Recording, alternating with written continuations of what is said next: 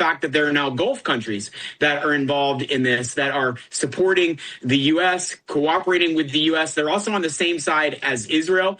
Who would have thought that the Gulf countries and Israel would be fighting on the same side and perhaps sharing intelligence, sharing strategies with each other? I think Iran made a big mistake by attacking the Gulf countries because they likely would have been on the sidelines, and maybe some people in the street in these Gulf countries would have been siding with Iran. But when they are attacking civilian targets inside the countries like Qatar, UAE, Saudi Arabia, Kuwait, Bahrain, they've turned the people against them. And they also now have these Gulf countries supporting the U.S. Perhaps they're even going to do missions to attack Iran as well. Well, that was going to be my next question. You know, Iran has been firing on the Gulf states, and there is reporting those retaliatory strikes from Iran's side have actually worked to strengthen the Gulf allies. We know they're in communication. How do you see that strengthening? Potentially, do you see it potentially translating into any sort of consequential response? What are the odds there?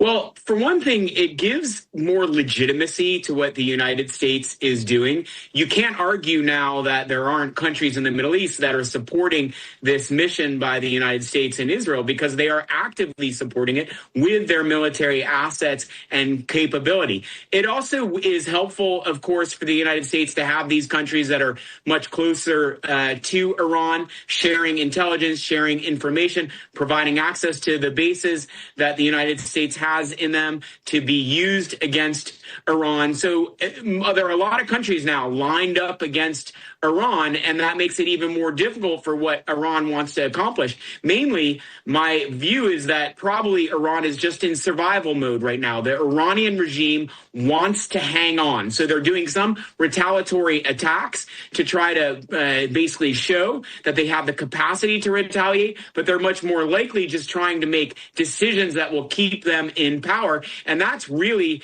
at the crux of what the President Trump is talking about, which he says he wants Iran to be free. He called on the Iranian people to overthrow their government. He called on Iranian soldiers to take off their uniforms, lay down their arms, and he threatened that they will be killed if they do not do that. And so what we also don't know is what comes next. After the airstrikes end, will there be boots on the ground? President Trump has said no, but it may be necessary for there to be boots on the ground if the goal is really regime change.